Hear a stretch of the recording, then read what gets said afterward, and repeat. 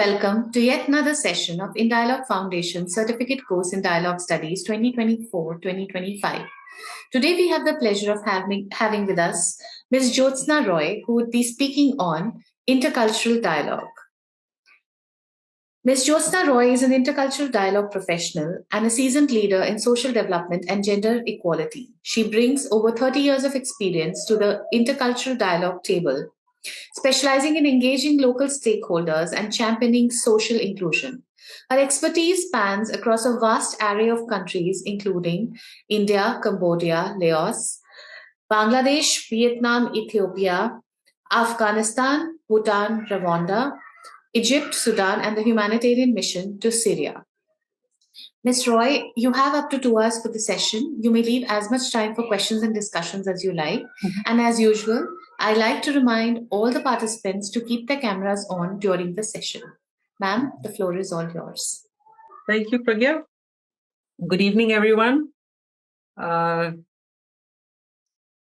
so Pragya has introduced me already, and she said very nice things about me. But in a way, I am a kind of a global citizen, I may say, if not a global wanderer. So it's and it's also a very great privilege for me to be invited by India Dialogue to this this evening with all of you for this course, which is, I think, very important at this point in time for our country as well as the world, actually. So it's a very special. It's a very special moment in our lives, in our history, and in our country as well, in our communities.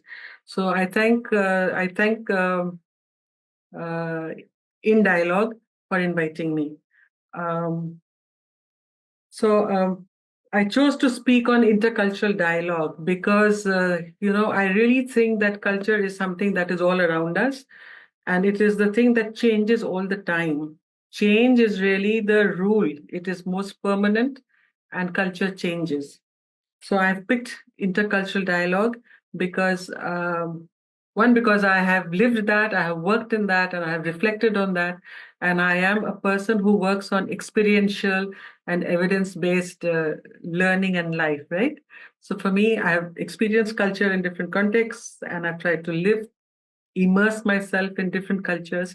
So that's how I picked this, because I can speak authentically about it. So like that. And also as a starter, culture is not a big mountain or a big behemoth which cannot be addressed or which cannot be worked with. So there are many parts and many components of the culture. So we'll look at that. And but before I launch into this whole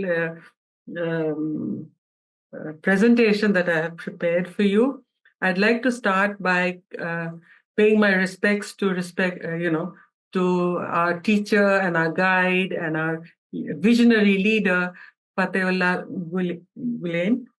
I have been introduced to the leader, Fatehullah Gulen, through Mr. Fatmi and through other activities that I have experienced in India. And in his passing, I wanted to pay tribute, but I joined the In Dialogue people, but I did it on my own as well when I went to Dharamshala and I lit lamps. So this is already an intercultural presentation of homage and tribute to the visionary leader, because of whom we are here, actually, and this is an opportunity. So this is really okay. This is the one. So this was in Dharamshala. I had gone after the ceremony that we had at at the Islamic Center, and then I lit these 100 lamps as a tribute, as a homage, as a prayer for the teacher, the guide, the visionary leader, because of whom we are here. Could we go to the next? So we pay him respects. Could we go to the Hizmat, second one? So, and then Hizmat I chose because, we anything we do is in a context, right? So our context, whether you are a student or a doctor or a teacher, or a politician also. I've heard we do things as a kind of a khidmat, or as a kind of helping others, because we all work to help others, to do things for others. So it makes a difference in people's lives, and that is, I found that very, very, it spoke to me. So, and then we work with people through dialoguing, through talking to them, through education, developing a scientific temper, so that we are not caught up in in superstition and other kind of activities. And also a human approach, not a humanist, but a human approach to people who we work with, and to include the excluded. जो हमारे साथ नहीं है, जो हमारे से अलग हैं, हम उनको इंक्लूड करें, हम उनको अपने साथ ले चलें, और give them the choices, give them the options. So that is what democracy is all about. So I found that very, very, evocative for me. Very, very, it spoke to me. Let me say like that. So you know what, the 1.5 in your course, that so it talks about types of dialogue, and I am not a interfaith expert. I'm not an interreligion person. Of course, I have my own ideas about religion and faith and all that. But faith, of course, we all have faith. But what kind of faith? So I chose to speak to you about intercultural and interpersonal dialogue. And if possible, we'll talk about also touch upon intergender dialogue as well. This presentation is in 6 parts. And we will go through. Next one. Yeah.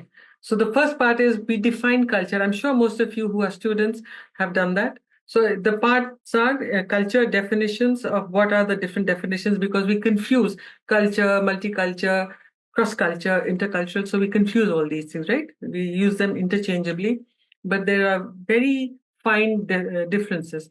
Then we'll do a pop quiz, like I'm sure you've done it already. And then what does it mean to be a cultural person? I was just speaking to Pragya, because I haven't spoken to any one of you, but she's been traveling all over the place. So we have to be able to function well in these cultures. There's a difference, of course, in being a tourist and a person who's working in the different cultures, right? So a tourist comes and goes and learns there.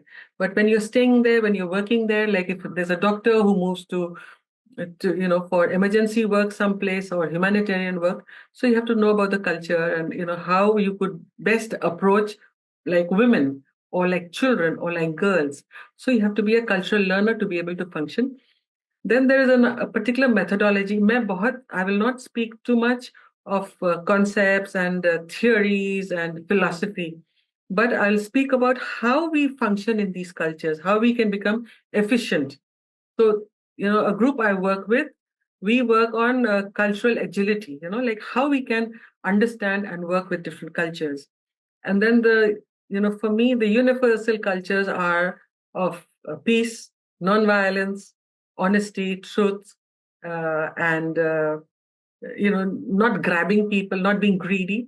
So these are the universal cultures that I picked from, our own Gandhiji and our own Dalai Lama. So for me, these are the two people who are my sources of inspiration and direction and pathfinding. So this is the presentation. Okay, can we move to the next one? Yeah, the pictures. So and the way we will format this is, after one section is finished, you can ask the questions, right? And then we can go to the next section. So this, because I said that I work on evidence and I work on experience. Yeah? Of course, I have to read for it. Reading is one thing, but unless you experience it, unless you do it yourself, it is not the truth, so to say. You've heard it or you've read it, but you haven't experienced it. So I show these as evidence. I have worked, as Pragya introduced me, I worked in Afghanistan many times in very, very tough situations. I worked in Rwanda, the one with the African ladies. Rwanda had a genocide, so I went there. So I worked a lot in post-conflict countries. And for that, the sensitivity is that you're walking on eggshells. The situation is very, very, very sensitive. So you have to be very careful on what you do right and what may hurt those people. The other one is in Ethiopia. We were working with a water project in a very poor area. Then, of course, there's happy places also in this world. So there is Bhutan, where we worked with all the government machinery, and then Maldives, where people go for fun and. But then there are poor people, and then there are marginalized people as well. So a few pictures I thought that will give you an idea of how one person in one lifetime can do a lot more, right? So can we move to the next slide, please? Next, please. Yes. Oh, and the other thing I wanted to mention, I am not as serious as your other teachers or lecturers maybe. But the other thing, while I was preparing for your for this presentation to speak to you, I was listening. I listen to music, right, once in a while. So I was listening to this Coke Studio from Pakistan, Coke Studio 15, and in that there is I don't know which sequence it is, but I think that Coke Studio 15 is a very intercultural, very smartly done production. And in that there is this very nice music composition which has Pakistani, Irani, Scandinavian, Norwegian, Egyptian, and yeah, and then this it's an amazing piece. Listen to it. It's called Pia Calling from Norway. It's a very beautiful composition, and I thought it's a very beautiful example of not just a composition, but of intercultural functioning together. Because these are all young people from completely different cultures, not speaking their languages, but able to compose such a beautiful music. And along with that is this other group that is in Norway called Quick Style. So, my gray hair doesn't show that I'm not up to date. So there is Quick Style, which is also many cultures, youngsters from many cultures, and they did not speak the language of each other, but they speak Norwegian, but they respond to the beat and the rhythm. So the beat and the rhythm is also part of the language that these youngsters are performing to. So these two are very good examples for the young people here and elsewhere of intercultural, cooperation, understanding, friendship, and respect. So that's that was something that I really wanted to mention here. So what is culture? Right? When we talk about culture all the time, ye mera culture, this is not my culture, and that is not my culture. But then what is culture really? Culture involves the three H's, right? The heads, the heart, and the hands. Hands are for behavior and action and everything. The head is for the cognitive things, the things that we are told about, the about our own culture, about our own how we behave and how we do that. And the heart is how we feel about it, how strongly we feel about changing or not changing, or even reflecting on our culture. So the three H's, and then this I put in myself, is the eyes, the ears, and the mouth, whether we speak or we eat, because culture also includes food. So the three H's and the EEM, like the M, the ear and the eyes and the mouth, and of course the nose, because we can smell things. So culture is a behavior.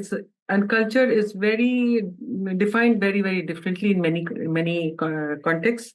Sociologists have studied it, anthropologists have studied it, and many others have studied it for different reasons. So it's a complex concept encompassing shared patterns of behavior.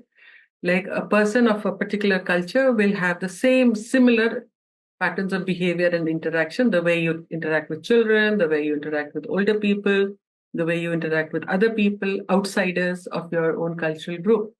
Then there are these cognitive constructs. These are these mental constructs, how we do things, how we think about it, what we think about our own lives within the culture, how transient it is, and all that. And affective is the emotional part. I said the head and the heart and the hands. So the affective is the emotional, it's the subjective dimension. It fosters empathy and compassion if our affective part is awakened, so to say, if we are responsive, if we are to people. So culture is also a way of life. It belongs to a group. which has values, beliefs. Values are deeply held beliefs. Like value is not just the value of money, but the value of deeply we appreciate, or how deeply we can fight for our values of respect, our values of truth, our values of integrity, etc., etc. And belief is the conviction about reality. This is how it should be. This is how it is. So that's the belief. And behavior, as we all know, observable actions. And symbols. Symbols are representations of. So, what symbolizes a culture? So we can talk about it a little bit more. And then the institutions, like the structures. What are institutions? Institutions are the family, religion, the state. The state is the government, the police, the bureaucracy, then the financial institutions, right? So all these things, the defense institution. So institutions are structures that are bigger than the organization, bigger than our family, and then that sets the norms and the values, right?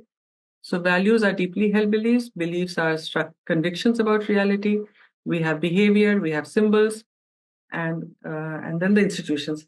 And the key characteristic of culture is really that it is learned. Culture, we are trained to become a person of this culture or that culture.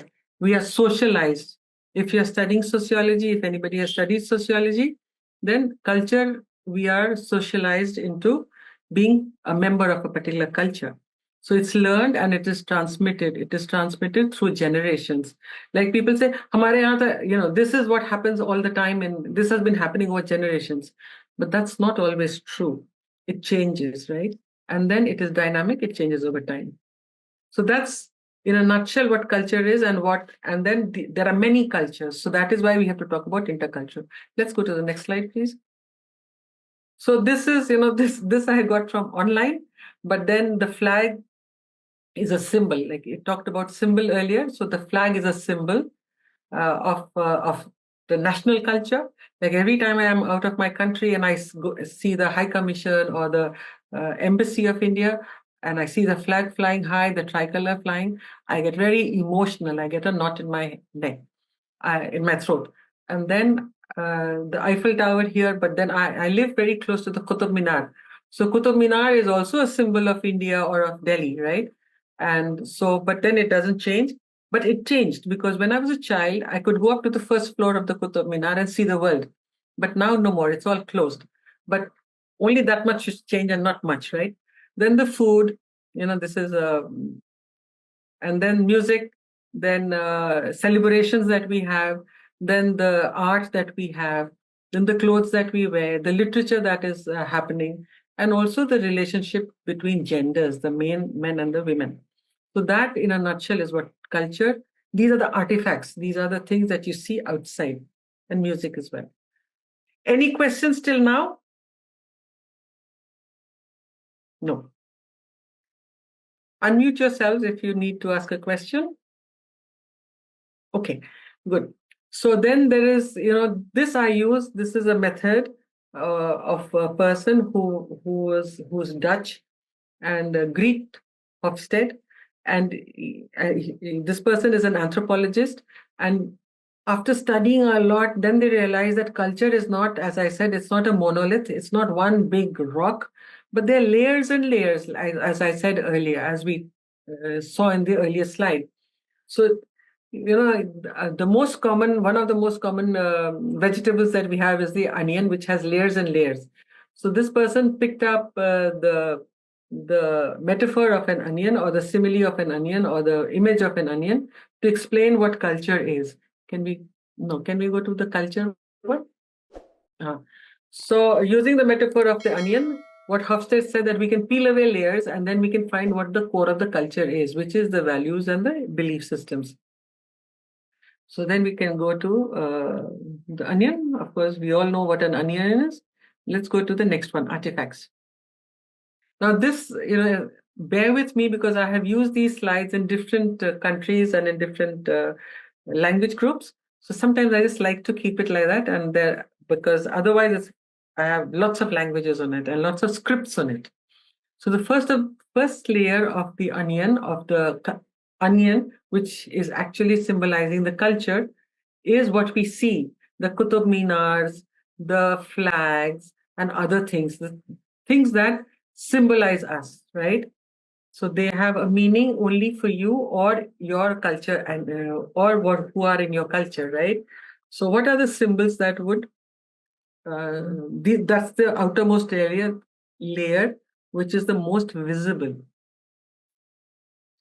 Can we go to the next one? So it's the artifacts, it's the symbols, right?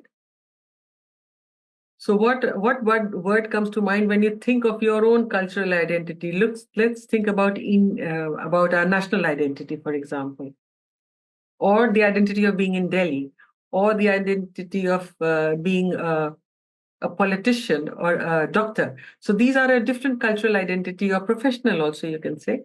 But so what comes to mind as a symbol that shows that you're a doctor, or you're an Indian, or you belong to some community or some student group? The moment you see a student, you will know, okay, this student is from Jamia, this student is from Delhi University, or this student is from JNU. Yeah, because it's the different ways that they present themselves. Because earlier they would say a person who's wearing a Kolhapuri chappal and has a jhola is from JNU, or wearing a khadi kurta, a jhola, and a chappal. So these are the outside things, right? So what comes to your mind? Think about it, and you can write it, and then we can discuss it later if you find it difficult or if you have questions. What do you associate a certain image or metaphor with your social unit? Like since you mentioned a doctor, the apron or the white coat of the doctor and the stethoscope around the doctor's neck can be a symbol or an artifact. Then, are there words and images as representative for all members in a social unit? What are the words that we say? We say that what could be a word that is representative of all members of a social unit? We can say that we are all teachers, or if you think of a college, all the people who have a attendance register or something in their hand and a note sheet are considered to be teachers, right? So yeah, what are the words? Register, teacher, images, etc., etc. So so the outer layer of the onion is a symbol, is the things that you can see, the flaky things, which are, yeah. Can we go to the next one? The second layer are the champions and the heroes, and this is what Hofstede found. The anthropologist that we are looking at. It was found by him that the first is the most obvious is the artifacts and the symbols of also the cross and the 718 786, then the Om. All these are symbols, right? All these are the artifacts of a particular group. And the second will be the champions, the heroes, and the heroines, right? The leaders, the people who symbolize the culture, who are emblems of the culture. So and they're held in high esteem. So, for example, in India, who are our champions? For me, the champions could be the army, the armed forces, right? Who could be the champions? Since I see Pragya Narang, I see the shooter Narang, Gagan Narang. He's a hero. Or the young boy who's the javelin thrower. What's his name? He got married recently. The tall guy. So he's our hero. So we are sports loving. We respect our army. So they are heroes and champions. The people who save people during disasters are heroes and also the film heroes and heroines. But they do not symbolize. They symbolize the popular culture of a country, right? So that yeah, the champions. Yeah. Okay. Next. So then think about who is your individual. I just mentioned the national champions because I don't want to lead you or to prompt you so much. So it's the army, the sports persons, the astronauts who are Indian but who are still who take on another nationality, but we still think they are our heroes and heroines, right? The astronauts. So think about the champions who you think, in your own context, who are the heroes and the heroines that convey a certain message. I have used this for a gender equality workshop, but who are the people who convey the messages of equality, of inclusion, of scientific temper, of so who are the people? Like, for to answer the second dot, I would say Dr.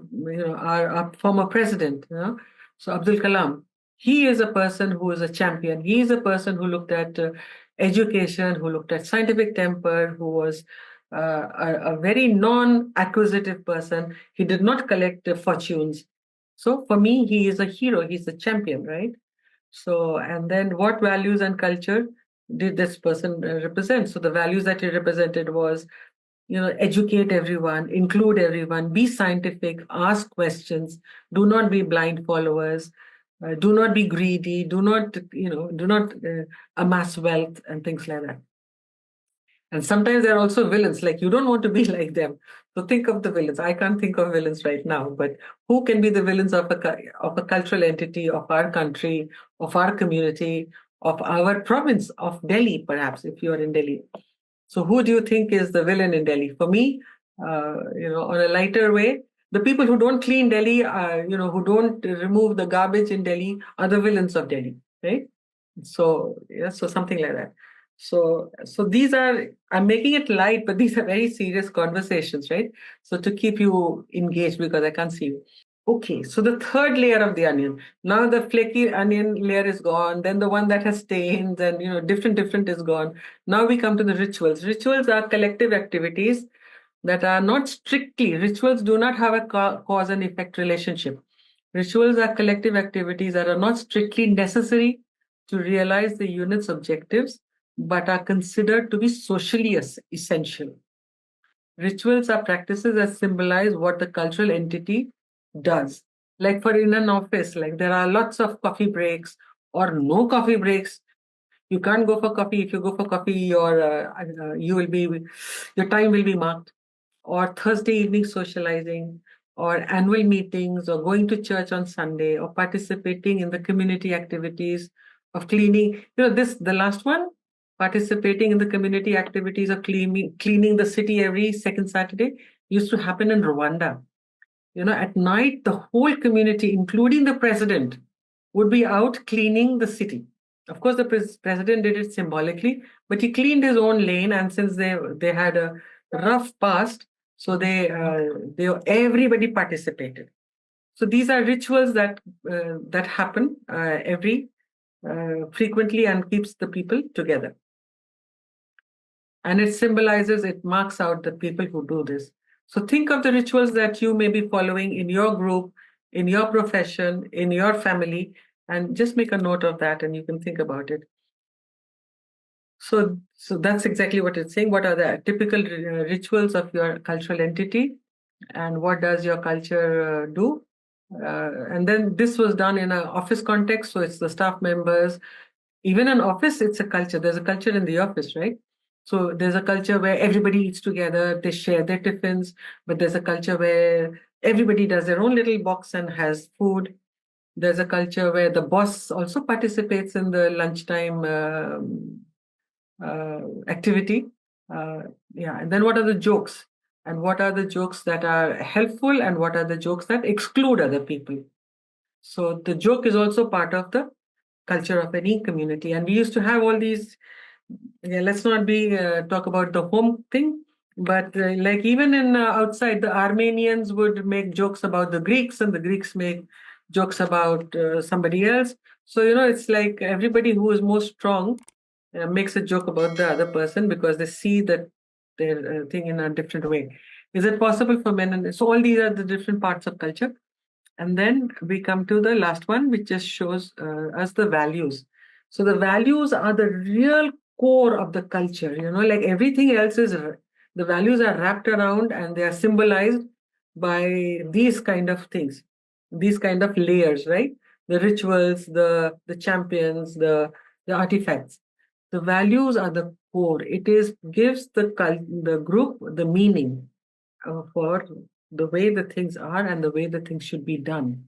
And values, I think, and that's a big conversation I have with my colleagues and my friends who I work with, that there are core values that do not change. The way we experience it is changing, but the value doesn't change in itself. The behavior may be changing, that manifests it may be changing. So what are the organization's value? Your organization, your family values, your university values. Like I studied in JNU, so the value there is to be inclusive. The value there is to be protect human rights. The value there is to be respectful of other cultures. The value there is not to have eve teasing on the campus. I'm talking about the time when I studied, which was a long time ago. So that should not change. That will not change. But the way you manifest it may be different. Like earlier, we are in India. Earlier, we would bend down completely and touch the feet of our parents or our elders. But now we just bend down and, partly it is accepted as the respect for the parents, right? So the behaviors may change, the behaviors that manifest them may change, but the values are core and universal.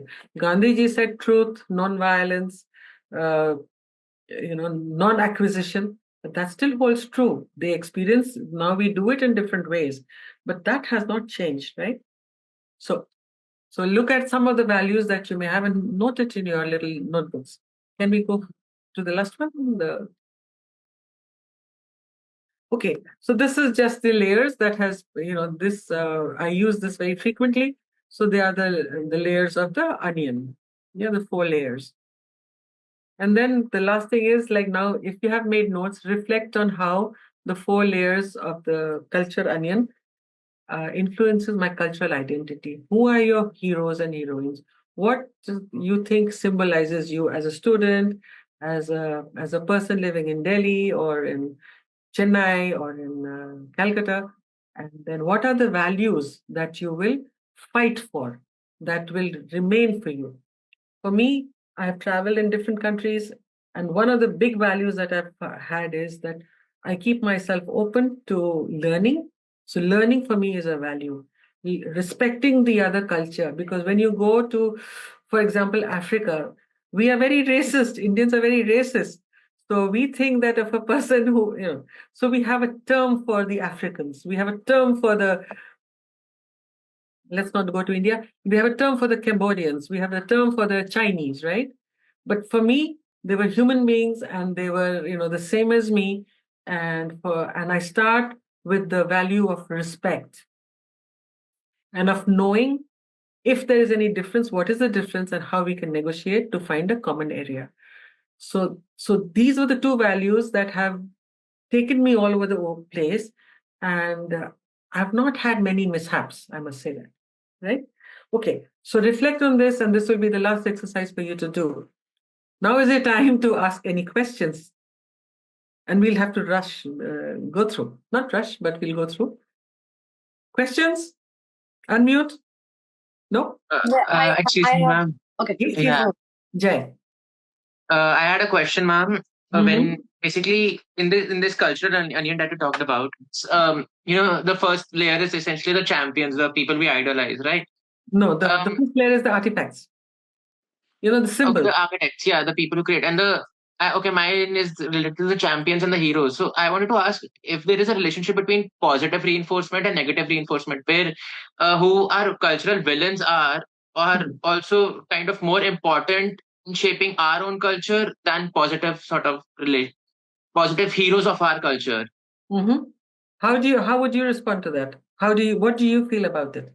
I mean, I have studied IR and history, so I don't know. It's maybe it's my perspective and how I read things, but I have always felt that negative reinforcement has had a very major, I would say, outsized impact on affecting culture. Basically, if I look at Russia, Ukraine right now, right, when this new whole idea about Ukrainian identity is now coming up, right, when they are all ethnically Slavs, but now this identity of Ukraine as a separate cultural entity from Russia. This is all happening because Russia has invaded them, and now it's a cultural enemy. Right, the Russians are now the cultural enemy, and now that has reinvigorated and reinforced the Ukrainian cultural identity. So this is that negative reinforcement that is happening. That has had a very huge impact on the culture. But before that, there very little of the positive reinforcement you get to see about Ukrainian culture. It's also, well, we all have our own takes on the Russia, the Ukraine, because there is a lot of more geopolitical and geostrategic aspects involved in it. But I think what the Ukraine and the other country that Russia has just annexed recently, so they have been struggling to find their own nationhood, so to say, right? And not necessarily does the ethnic identity determine the way people are or the way people will accept themselves. Because it's also a matter of how the resources are being shared. So culture is one thing, right? But in culture, that's what I said, that different people have studied different culture. Economists look at culture, the economic culture of the place, right? The natural resources, people look at it in a different way. How different cultures look at saving natural resources. Look at what we are doing to our own natural resources, right? So what we are looking, and your question is very valid, but looking at something that is as complex as the Ukraine and the Russian invasion of Ukraine, looking at it like that, or the Israeli invasion or the Israeli destruction of Gaza, and I've been to both places and I have very dear friends there, but it's very tough to just make a, but then nothing can condone, no culture can condone the killing of innocent people, of children, so the villains are doing the villains are reinforcing these values of no kill, no go to the hospitals which are sacred, no destruction of schools that are sacred, and in the name of whatever, like, I don't want to go there because then that becomes a different discussion. But you're right, sometimes the villains also help to crystallize what is good. Today I get, now see, I will go divert, but today I get this message and this newspaper, from Israel, Haaretz or whatever it's called, pronounced. They've come out saying the Palestinians were so brave in doing what they did, and they will continue fighting. But look what destruction. So the negativity it's a very poignant piece that has been written today, and it's been shared widely. And so from that negativity, something comes out. So, culture is just one actor in this whole process of geopolitics. And the good part of culture is being thrashed, but then a new culture, a third space will emerge. Yeah, yes, ma'am. I agree with your points, but my sort of perspective comes from not essentially the violence of it, but merely merely the basically, see, Israel and Palestine are are very not complicated exercises in anthropology, but when I brought up Russia, Ukraine specifically because of what they had for like centuries, that shared cultural identity. And now, I mean, okay, the war is happening, it has an impact, but the negativity emerges not from the sort of violence what that is happening, but in the day-to-day functioning of the Ukrainian life that I'm talking about, where Russian, the language they spoke was basically Russian and Ukrainian, but now Ukrainian is being pushed. And the sort of shared cultural heroes of Russia and Ukraine, basically cultural heroes of Russia, the Slavs, are now being reclaimed by these, individual parties. So yeah, you're right. So you know what? But that's the beauty of it. Culture is changing. Culture is not static.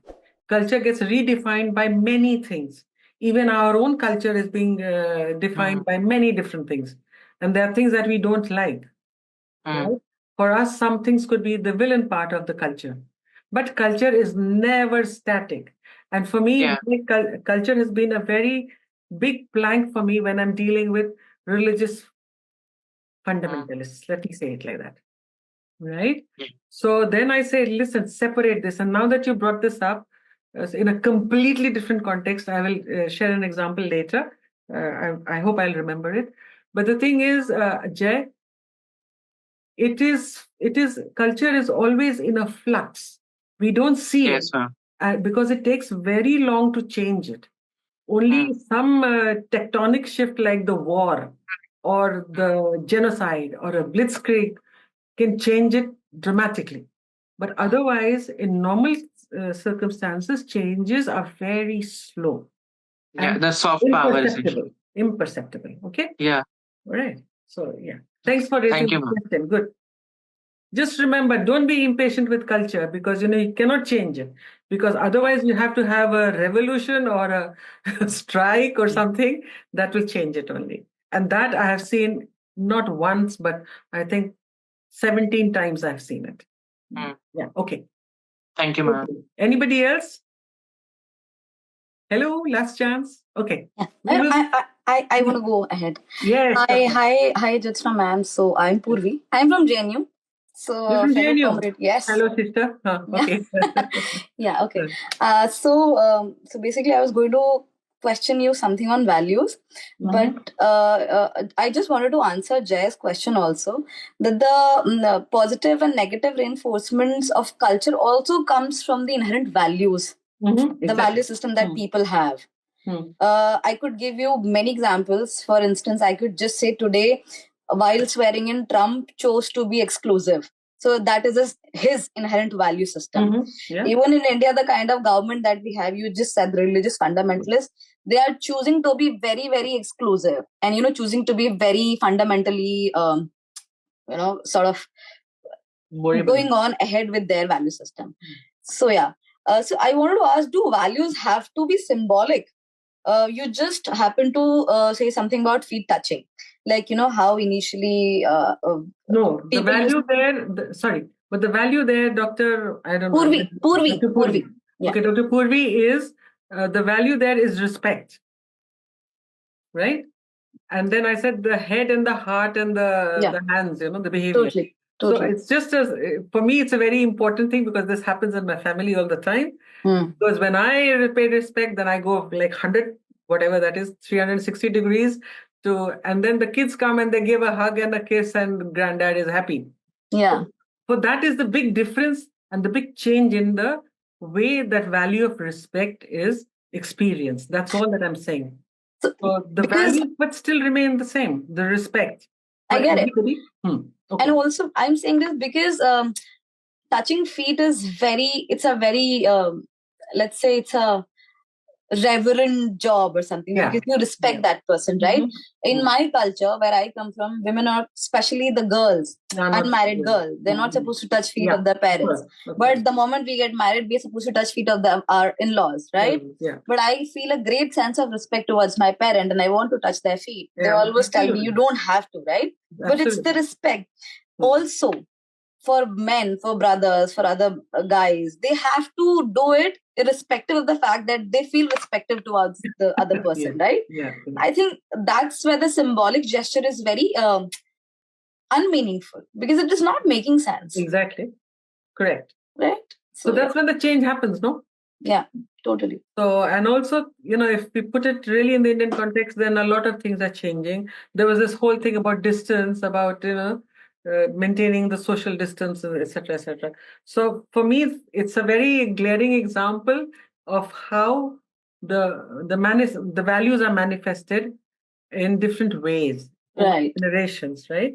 That's the only thing. And of course, in different cultures, they do differently. And this is a conversation I have. This is just a little aside. I work with a group of friends. We were former colleagues and now we are friends and co-workers. So we work on, looking at what are the universal values that we're talking about that may change the form of experiencing it, but basically they don't change it. Will we compromise on truth? Will we compromise on honesty? Will we compromise on accountability? Will we compromise on inclusiveness?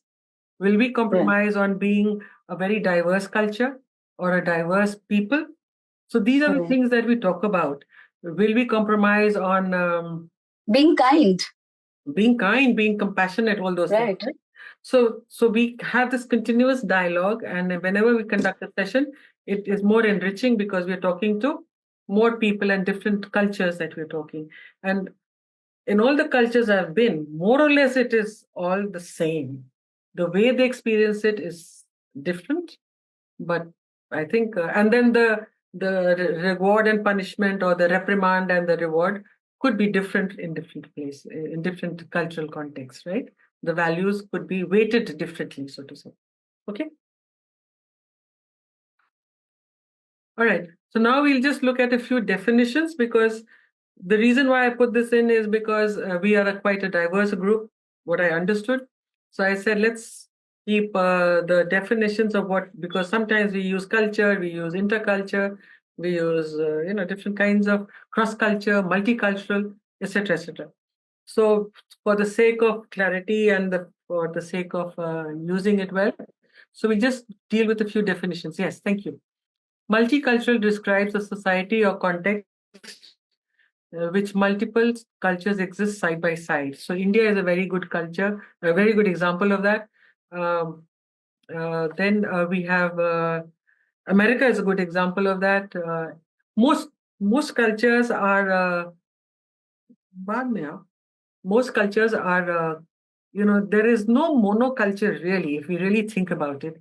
So, and we all exist and coexist in all our diversity. So that's what it is. So, and then India is a very good example of that. We don't have to go more into that, but it is multicultural, different cultures. Different provinces have different cultures. Even the same province may have different languages, different ways of speaking, different rituals and all that. Let's go to the next one. I start clicking it. Let's go to the next one. Okay.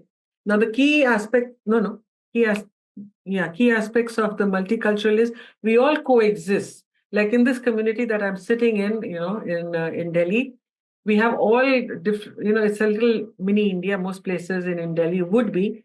So we have all kinds of cultural groups, religious groups represented here.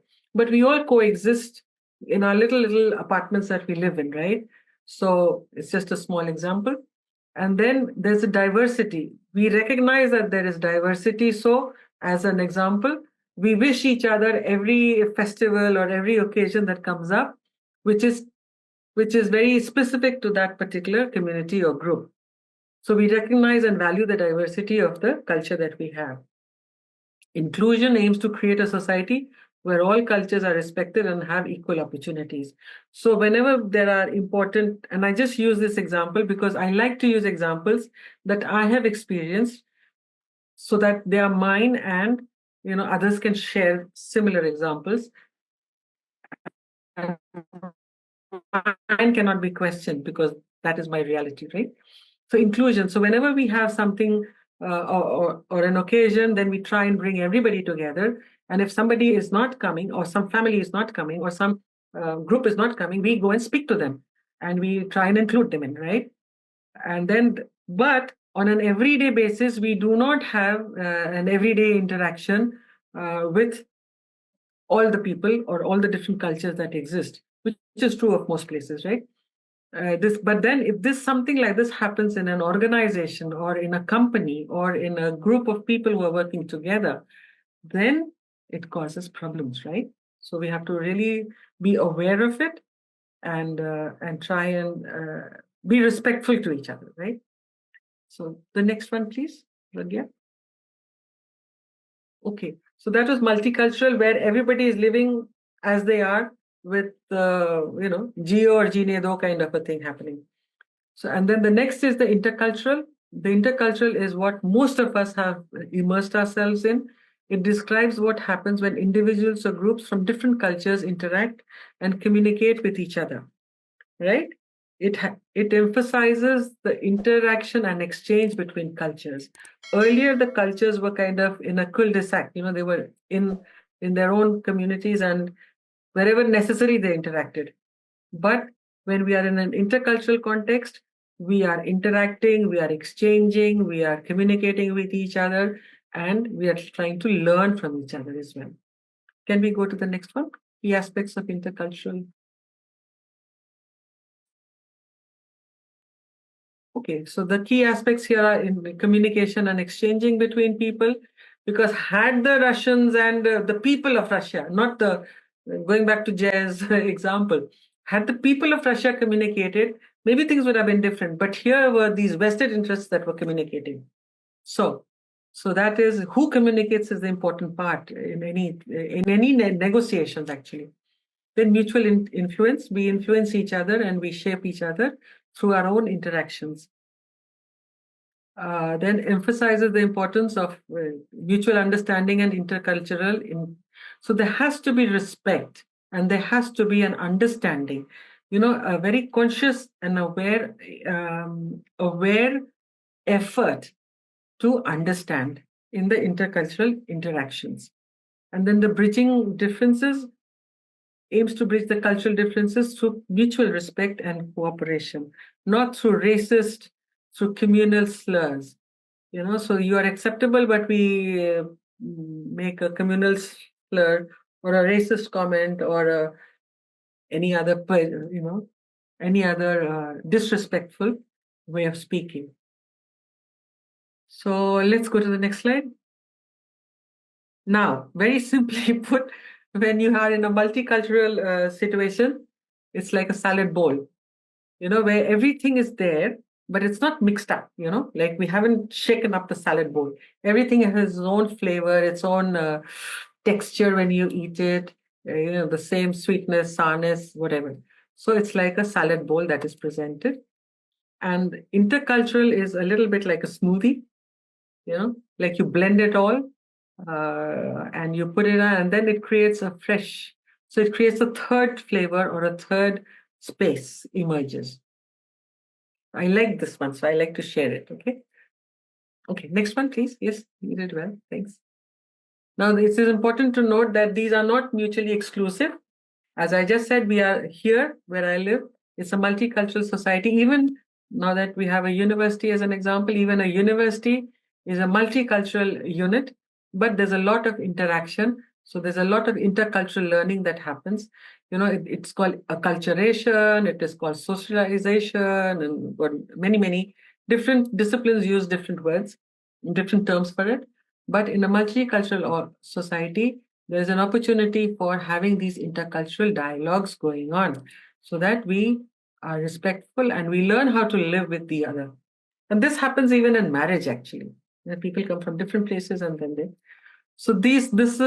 and then there is cross-cultural, which could be, just looking at what cultures are and what your culture is and what the other culture is and what is the culture of Sri Lanka, although they are all Buddhists, but so there is no interaction, but there is a studying of your culture from my angle, my perspectives. How are you different? How are you similar?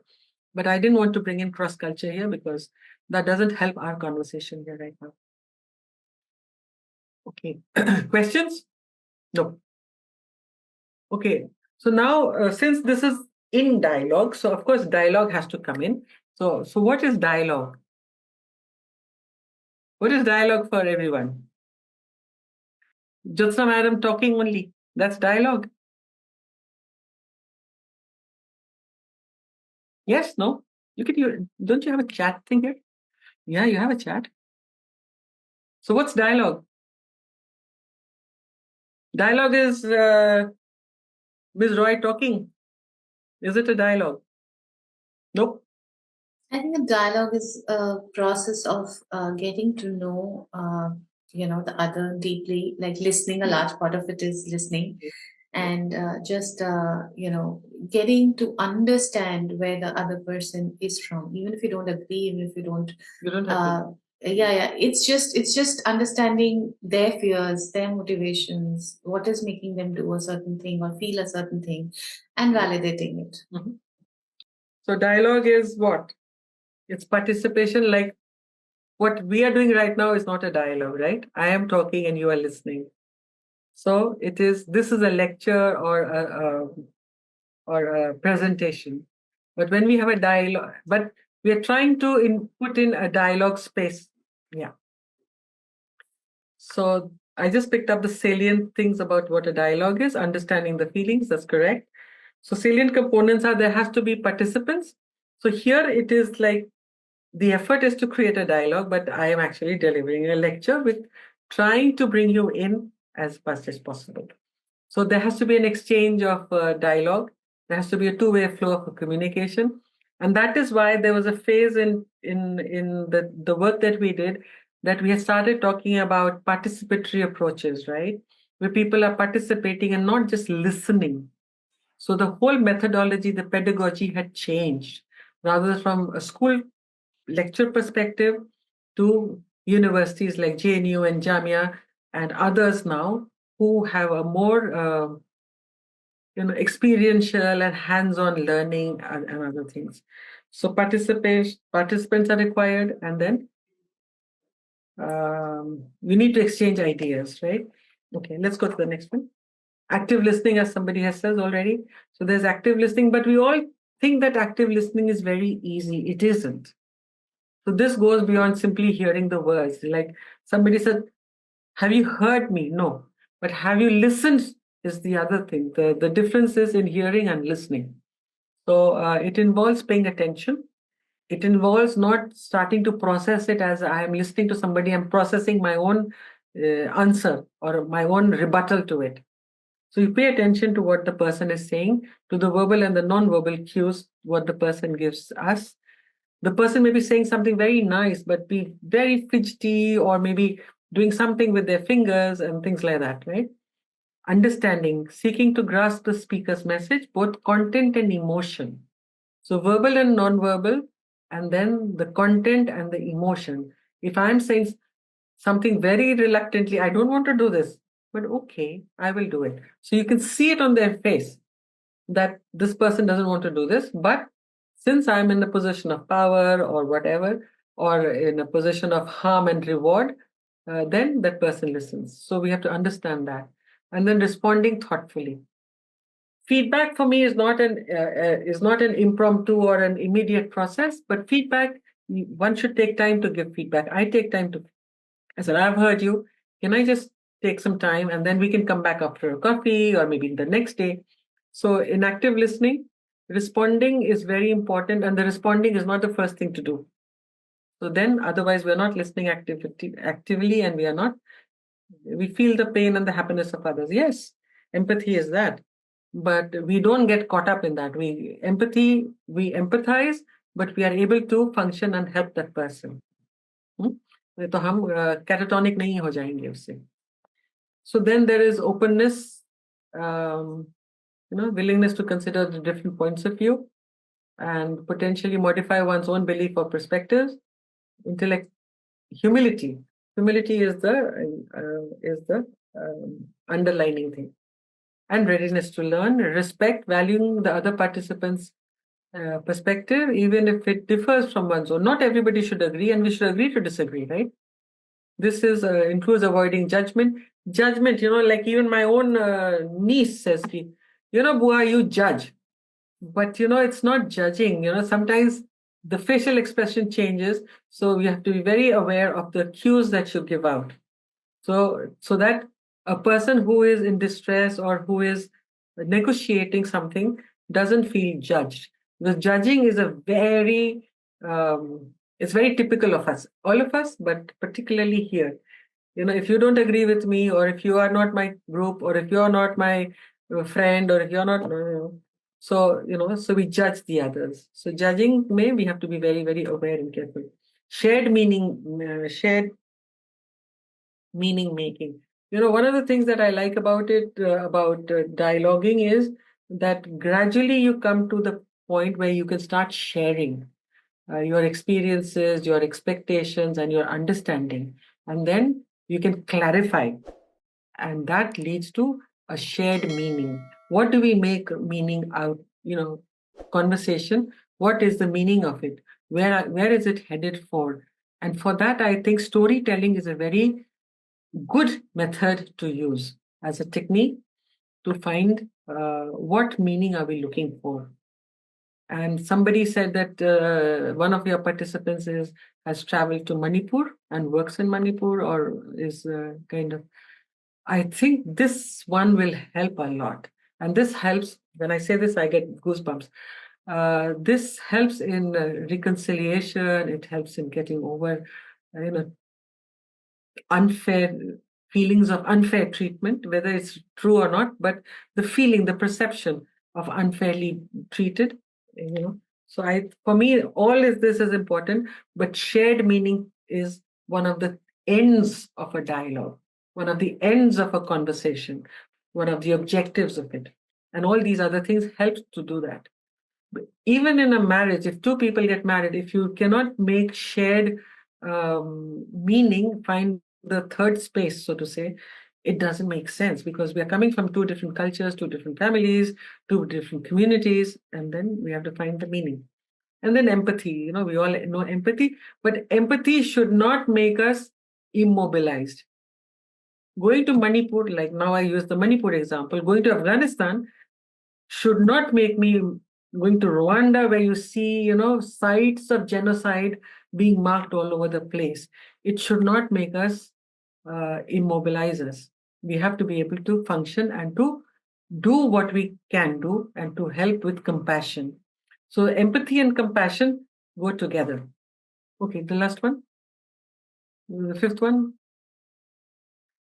Okay, it's a process. It creates safe spaces. We've said that. What is a safe space? Safe space is where you are free and you feel easy to challenge, easy to say things that may not be acceptable. You may not be trolled. Like X is not a safe space, because the moment you open X and put a comment, you will be trolled. So it's not a safe space. But we are trying to make it, friends of mine and the other organization that I work with, we are trying to make the cyberspace and the social media space safe to be able to say things, safe for women, safe for children. So, yeah. So the safe space is not the social media these days, but when interpersonal conversations, we can. Setting the stage, clearly defining the purpose and the goal for the dialogue. You cannot have a meaningless, meandering, flowing dialogue. There has to be a purpose for a dialogue. And then you have to build a rapport to find which is the lowest common denominators that we are looking at. The next one. So it's a dynamic process and it has different stages. So then sharing views, active listening, questioning, we have found out commonalities and differences. This is where, so the common areas may not be problematic so much, but what are the differences, where we have to iron out. Okay, next. Exploring underlying assumptions. We all have assumptions about ourselves, about the other, about other communities, about other countries. So what are the assumptions? One assumption could be for our neighboring country is that you went away from us. So like this experience in India as well as in another country where another, part of the country became independent. And they don't want to talk to each other. They were in continued fight for 40, 45 years where we had Indian peacekeeping forces. So what is the underlying assumption of this particular not talking to each other? Whether they need more land, whether they need more resources, whether one country is angry because the other split. So what are the reasons? So one has to find that out. Empathy and the perspective taking. Like the Chinese, for example, they don't want to talk to anybody else. They don't want to talk to the Taiwanese. They don't want to talk to the Tibetans. They don't want to talk to the Uyghurs. So then where is the conversation? There's no conversation. So we always say the dialogues have been broken or the dialogue has stopped. Okay, so empathy and suspension of judgment, temporarily setting aside one's own ideas and evaluation. We don't evaluate. When we're doing a conversation, we don't evaluate. You do that later. But while in the conversation, in the dialogue, you listen to the other and before you get into the next one. Creating new ideas, new understanding, common ground, and when you are in an effective dialogue, it transforms you. It makes you feel different. You have new learnings, and you shift from a single loop learning or a double loop learning to a to a transformative learning. Learning also has, in some discourses, 3 loops.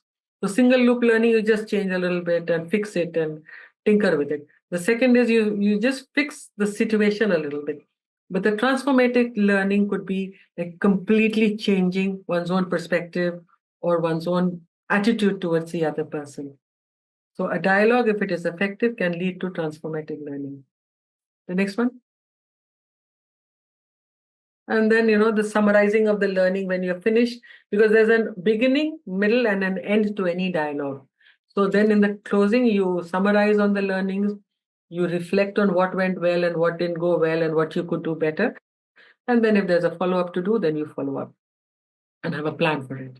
Next, please. Next one. Okay, this is one of the things that I thought I just stick it in, because we all mix up things, no? Culture, intercultural, mass culture, mosque culture, etc., cross culture. So dialogue also, a debate is not a dialogue. Debate is about getting your point across and winning it, of which Shashi Tharoor is very good at, for example, right? We all know Shashi Tharoor. He's an excellent debater. Discussions can be more open-ended than a debate, but may not be for deep listening. Discussions could be about a project, about tomorrow's meeting and things like that. And a monologue, like right now it's a monologue, because I don't even see your expressions, so I'm just speaking and speaking, but I'm giving you the space, like I'm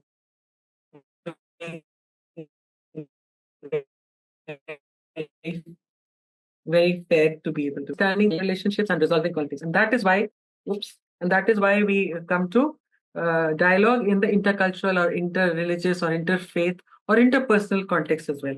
It requires a commitment to active listening, respect, openness, empathy, and I would add compassion, and it unfolds through a dynamic process. It's not static. Maybe dialogues break down and then you pick up again, and maybe dialogues break down when you pick up again, but you pick up again. So like with the Tibetan and the Chinese, they've had 10 rounds of dialogue and it keeps breaking, and then we hope that they'll have another round. So it's like that. And then exploring the shared meaning, how to make the meaning together, right? So it's very powerful, and it needs practice to be able to facilitate even a dialogue. Perhaps sometimes you may need a facilitator rather than not the two cultures or the two entities involved. Like now, I think going back to what Jay had started this conversation. Now something has happened, and the Israelis have stopped bombing, and the hostages are being exchanged. So something has happened, and we all know what has happened. But so there has to be a facilitator, but not like the way they're manipulating. But I'm saying that in a stalemate position, then sometimes a facilitator comes in and who's willing for the best, not just getting brownie points about humne to ye kar diya, humne to wo kar diya. We've done this, we've done that. No, that their intent also has to be very good. Okay. So that ends the. So have you done the quiz? Did the quiz was shared with you, right? Have you done it? Jay says yes. I've done it too. I told you. I think. Do you have time to do it? There's another. Yeah, they can do it right now if you've not. You can do it now. It's very simple, and don't put in the first thing that comes to your head. Yeah, there's another guy who shared his, who just left because he's a doctor. He got a call. Oh. He has shared his score. It is 14. 14? Is it a good score? If you have not done it, you can do it. Janvi. The ones who've done it can share their scores. Yeah, please share your scores.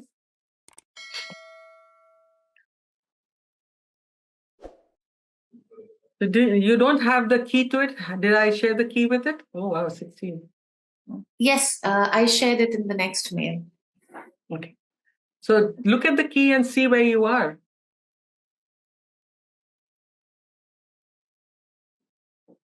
We all think we are cat's whiskers, we all think we are very good at everything and we are very efficient. But when it reflects sometimes, So I don't remember what mine was, but I have also done it. So who would like to share, and who would like to see if it matches what you think of yourself? Pragya, let's start with you. So all of us have to, we are.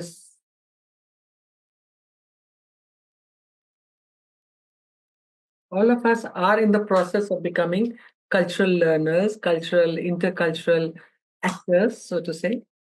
And 16. Jay, you just made it. 16. Good, because I haven't spoken to others. So, yeah, but it's good. Like all of us are in the 10 to 16 point, and we are in the process of doing that. And it's not an easy process, because the fact is that we are socialized so much from our childhood or even before birth by all the different institutions, the family, the school, the peers, then the work context, then our social context, then our national context. So then to become a cultural learner, to be able to adapt and to work with other cultures, it takes time. And sometimes we are in a state of culture shock, and continue learning and building because we can, it's a very interesting space to start exploring. So do that, and then step by step you get there. So one thing I'd like to share, and then you can share a few things. Yes, ZA. Who's ZA? You just made it. Janvi, you just made it. Good. So we continue. I had gone to Ethiopia, and I worked there for a long time in Eastern Africa. So it says culture shock multiple times. That's why I said. So there, it's not, I'm not saying it with any judgment, because I've experienced it, and I'm 100% vegetarian. And there's a lot of contradiction there, because they eat raw meat when there is a celebration. Raw meat, like it's cut and then they eat. And I was like, what on earth are they doing? Where am I? And so that was a shock. I had a cultural shock, although I thought that I had seen it all, but no, there's something more to come.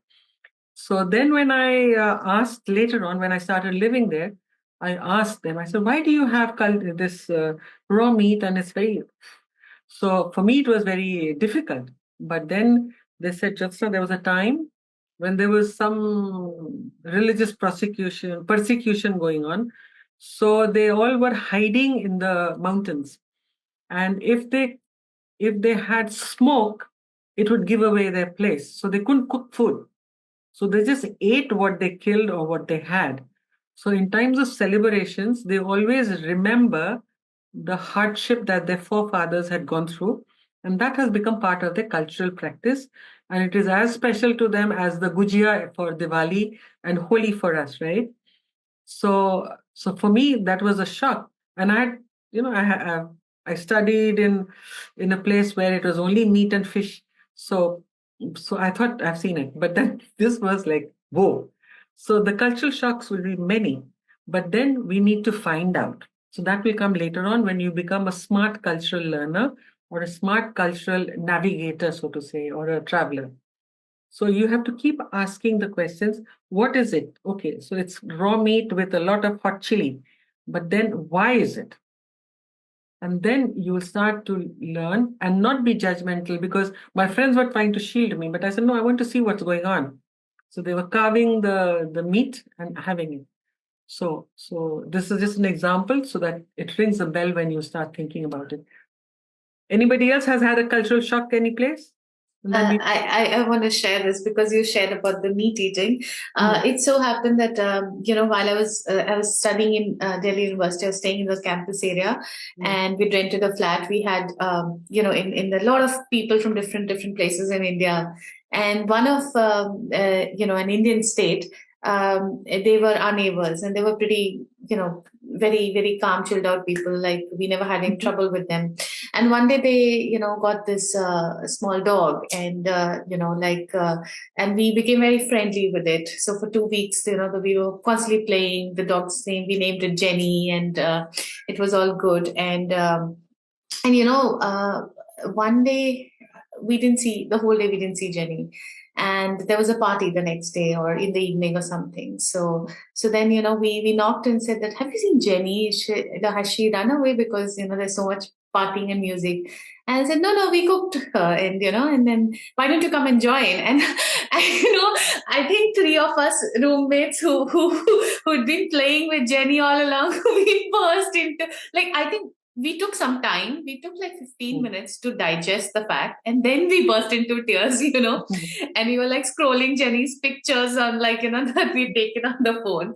So I think, I think there was a process that you whenever you get a dog, you have to clean out, give them good homemade food to clean out their intestines, so that before you cook, you're cooking all the good part. Yeah. So. Yeah, but then these are things that shock us in the beginning.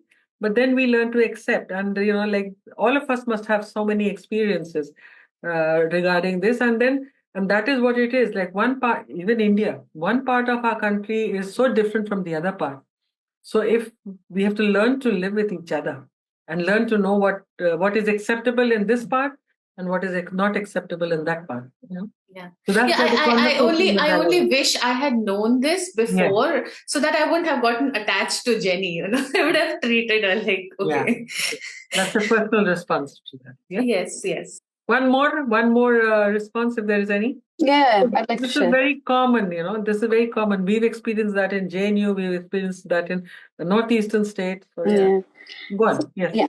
I'd like to actually share 3 of my cultural shock events, okay? So one, I was very young. We'd gone to Andaman and Nicobar. So we'd gone to see Jarba tribes. I was probably like 10 or 12 then. And these girls, young girls, and these tribals are totally wild. They don't wear clothes. They just wear maybe some leaves around their... And they just started getting these formalizing with the visitors. That some process had initiated. So we'd gone to see them, and I was pretty young. And this girl, she came, and they had later told on ki unko lal rang se they get attracted, or maybe they start hunting, because lal is rang ka, khoon ka rang, right? And I happened to be wearing like a pinkish red kind of a dress. So my family started shielding me. Dupatte, jisko jo mil raha tha, unhone mujhe pehnana shuru kiya. And we were in the middle of jungle, and this young girl with a troop of her, young comrades, they come and they aim their arrows at us. So for me, for my family, it was a very distressing thing, because they thought that they were attacking me because I happened to be wearing the color. But they saw us as, intruders. Or somebody they could kill as foods, they could eat food. So, for me to have gone through that process for a youngster, that was shocking. But then again, my father is a very learned man. He told me all these things, and yes. Second was when I was traveling. So I got married to a Jain. So it's an interreligious, intercultural marriage. I'm not a very religious person, so to say, not at all. But when I came to this family, they are very religious. So culture shock can also come in the form of religious, different practices, right? Absolutely. I was shocked to my core, because I come from a very non-religious, progressive kind of family. And here I am coming, everything is very religious for me. Like, so I started retaliating initially. Not understanding what's happening to me or what is this process, because I happened to marry my childhood sweetheart. We've been in a relationship for almost 12 years, 10 years, and then we're married. So now we're 20 years together. But, that didn't comfort me, because, the religious aspect and the expectations from me were too different as a Bahu, right? So that came as a cultural shock, and I had to deal with it in my own way. Initially, we debated just to win an argument.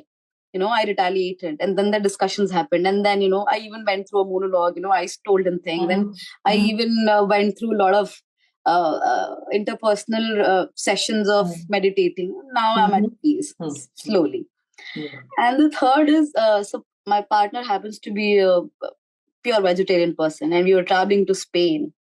And in south of Spain, they eat pork, and they have these racks of pork hanging from the roof. after they've cured it. Yeah. So every pub or every restaurant we would enter, and I'm a hardcore non-vegetarian, right? So everywhere we would enter, I'd be very happy. But this person, my partner, he was in deep shock. Like, what do I do? Where do I go? Where do I eat? Because every pub, every restaurant has these, lamb shacks. So I told him, see, this is a part of their culture. We have to accept. And he happens to be a very broad-minded person. So yes, he eventually went, but the inherent vegetarianism in him, was very difficult for him to accept. Yes, good examples. Yes. Yes. And these happens. And then when you experience this, then you start trying to find out what, why, how do you deal with it? Exactly. And not make the other person uncomfortable, especially if you are in a smaller group or in somebody's house. Like I end up in so many places in homes of relatives where I have nothing to eat because they didn't think that there will be this pure vegetarian showing up. Right. Which was earlier, and now they know. Or I don't eat. I just say I don't eat, so that's okay. So yes, good examples. Anybody else? One more. Ma'am, I would like to share my sort of. So I haven't had that much life experience yet. I mean, but I have had the. I'm 23. I'm in Jamia University. Okay, yes, ma'am. Okay. So like I haven't traveled as extensively and seen, but what little I have observed and like my own culture and sort of my experiences, because I have had the privilege of growing up in Delhi. I'm a Punjabi. I'm Sikh, and I grew up in Delhi. So my experience in basically was that I went to a private school and it was very multicultural. Multicultural in the sense that there wasn't this overhanging difference between kids who are Muslim kids or Hindu kids or Sikh kids. We are playing together. We're lifelong friends. And then I went to Ambedkar University, Delhi. It's also a very multicultural place. It's a lot of people come from different parts. I even did one semester in JNU, in BA French, before doing that. So I have had that pleasure of being very multicultural, growing up in a family multicultural, because now I'm in Jamia, which is sort of, so it's very like new for me when I hear that people have cultural shocks, because I think at this point I'm very inured to them, because I don't have any dietary restrictions as such in that. But my first cultural shock was that when I learned that when I went to Punjab to my extended relatives, family, and I was very young. I barely had, what do I know? But they were talking about caste, right? And basically what I have been taught growing up and what I have seen growing up is that you're not supposed to be of a certain caste in Sikhism. It's not a caste-based system. Yeah, but when they were talking about caste, and when I grew up, when I had gained that, because I also humanities student, obviously you come across caste.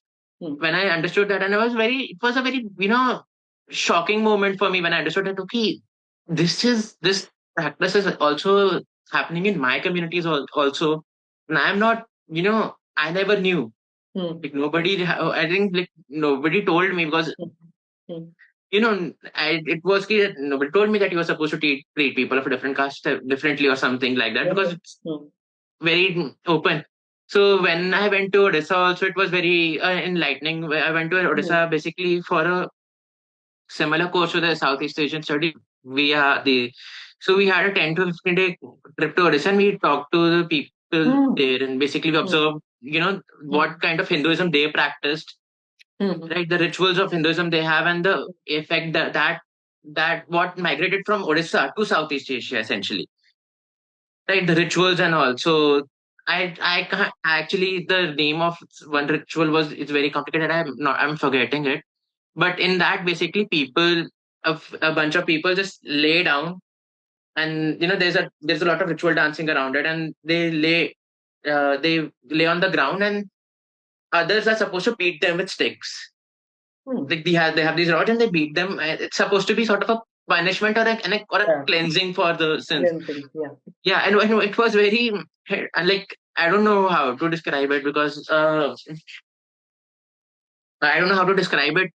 It was a very shocking thing. What happened to you? What did you experience? You saw it. We saw it because. What did you feel? It was bizarre, honestly. Like in one point, in one side of my head, it's like very bizarre. Like they are laying down on the ground, and at one there's a lot of cross dressing going on, that men are dressed as women and they're dancing, and there's this whole ritual. There's this very standard sort of thing, and then they lay down and in Malaysia. No, Odisha. Okay, Odisha. Okay. Yeah. So it's one point, and another was that how similar it was to the pujas and all I have witnessed growing up, and okay, this is the prayers the same hai. Like the prayers are the same, the deities are the same. In sociology, we have the big tradition and the small traditions, right? Yeah. The local traditions. So the big traditions are what the Gita says, what the Vedas tell us, and etc. etc. But these are these local traditions that are important for people, and there must be a reason for that. Yeah. So then, as a sociologist, or as an anthropologist, or as a cultural learner, we try and find out the reason why this is happening, and why did it start, or is it just a cultural lag? We say cultural lag in sociology because something used to happen. It had a reason why it was done when it was done, but it continues without any reason now. The reason is gone. Yeah. Ma'am, another thing I interestingly observed that where was staying, it was the Central University, Central University of Odisha's campus in Odisha and Koraput. Basically, it's a very tribal area. Yeah, so it's not even metropolitan Bhubaneswar or something. It's just tribal area. Jahan pe, matlab, in big patch of land they have established a university. And so when we went to visit these tribal areas, because all of it is ki thoda, you move a little bit, a few kilometers only, there's a settlement of tribe. And the most interesting thing to witness was the influx of modernity in the tribal lives of those people. I mean, for all intents and purposes, by legal standards, by cultural standards, they are tribals. But you see and you go there and you watch, they have solid houses, right? Because the tribe dynamics play a lot of part in their lives as well. But there is this modernity, there's electricity there. Not Delhi electricity, not right, and especially suburban areas. Yeah. Yeah. But it wasn't even, it's a genuinely just a tribal area. Like we barely had Wi-Fi going on, mobile data going on there.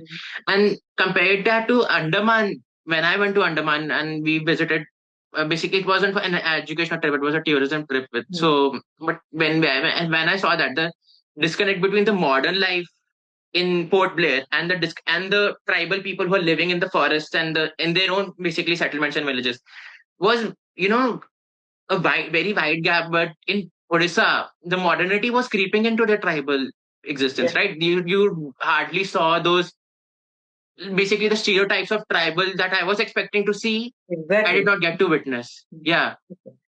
Okay, good. So there are two different reasons why these could be. There are many reasons. And so we can, as we go along, we'll see if you can find the answers, and then we can, in the last bit, we can come back to that. Yeah. But yes, the tribal community is facing a lot of, and not from now. My first job was working in the tribal communities of now Jharkhand, right? And partly Chhattisgarh and Odisha also, right? So of course you cannot keep things from happening, because there, we had tribal, we had co-students from Ranchi, right? And now they went back and they became, because they studied in JNU and then they went back and they became the head of XISS or XLRI or the Management Institute in Bhubaneswar, right?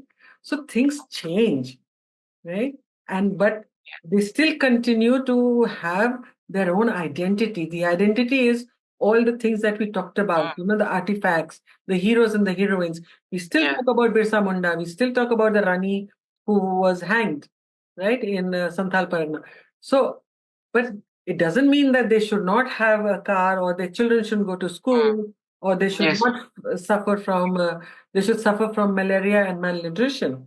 Because that's what the tribals suffered, because they were so, and and the moment they come in contact with other people, they bring other kind of disadvantages sometimes. Yeah.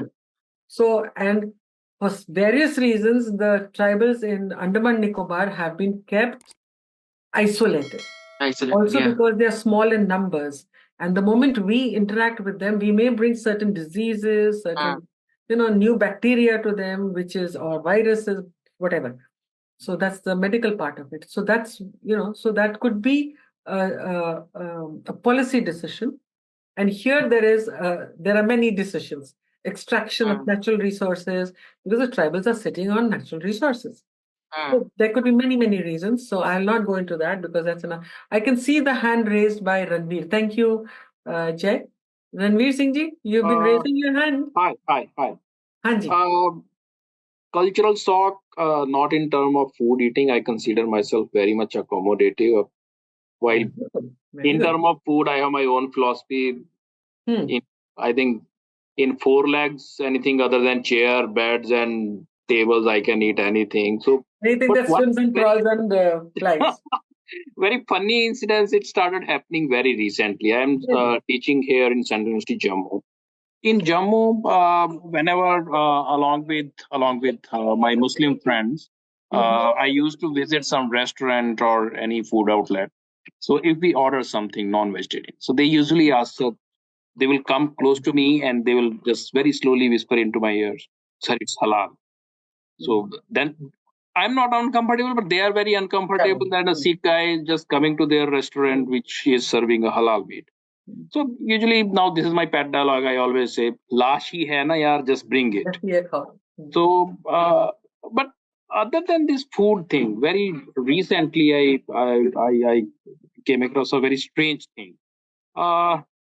Me, we are just two brothers. My mother, she was a staff nurse. She raised us like a way that at a very early ages we learned how to cook, how to do household chores, steaming stuff, stitching, embroidery, all the things. Very nice, yeah.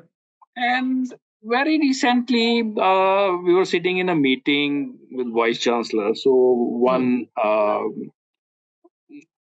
female faculty, she was a professor, very senior faculty. She was a dean of the school. It was around 7:30, and in the evening. So she stood and she said that, "Sir, please just we have to go to house and I have to cook food for everybody." And I was just like, "Come on, man, we are sitting in an institution. She is such a senior woman, so much empowered. She spent almost just half of her life in academia, and still she what I was just like that. What was the thing which was missed? Is it just patriarchy? Is no doubt it is just so powerful, so what do you say, oppressive in nature that it also just overpowers such empowered woman, or is it just like that she is even unable to build that ecosystem within her household that if she is late, nobody will be cooking for the household or anything. So that is something which I found extremely, what do you say, difficult to digest, basically, that why and how this could happen. So other than this, I think for food, even there are only just fermented food which I can't just I didn't build the taste till now. Whenever I get opportunity, I still try a bite, but cultural shock, I think I'm extremely accommodative for so many things. Wonderful. It's very nice and very good to hear that you have a very strong mother who brought you up. Yes, we greet her. And then she is. I just lost her just 2 months back. So, but then she has equipped you with life skills. Cooking is a life skill. Exactly. It's a life skill. It's surviving skill. It's a survival skill. Everybody should know this thing. Exactly. There is no less like gender bias. It is nothing to do with gender. It's for you. Thank you, darling. You're welcome. Yeah, so good that you mentioned it, and good that you brought it up, because that is one of the things that women are always expected to do. Doing the same job, but then going home and getting the first cup of tea is a woman's role. So I think it's also within the gender roles, there has to be a negotiation and also sharing of, there has to be a fluidity in the gender roles, right? So that's another discussion which we could have had, but it also comes as part of the culture, and it's also part of the culture that is changing. Like your family must be, and that's what we always say, कि तुम्हारी पत्नी या तुम्हारी girlfriend या तुम्हारी वो बहुत खुश होगी क्योंकि तुमने ये इतना काम करना सीख लिया. या you can make your bed. That's, like you can make your bed, you can keep your things clean. So your wife and your girlfriend or whoever will be your partner, your spouse will be very, very pleased. But then the effort is ours, like the mother. And that's again just interesting story. It was also just intercultural, interreligious, interregional. She's a Assamese by birth, and it is just as Purvi said that I myself consider just more close to atheism, and she is very hardcore, very. And it's also a thing of power. You know what? Women feel the kitchen is their domain, but this professor feeling it that way is different.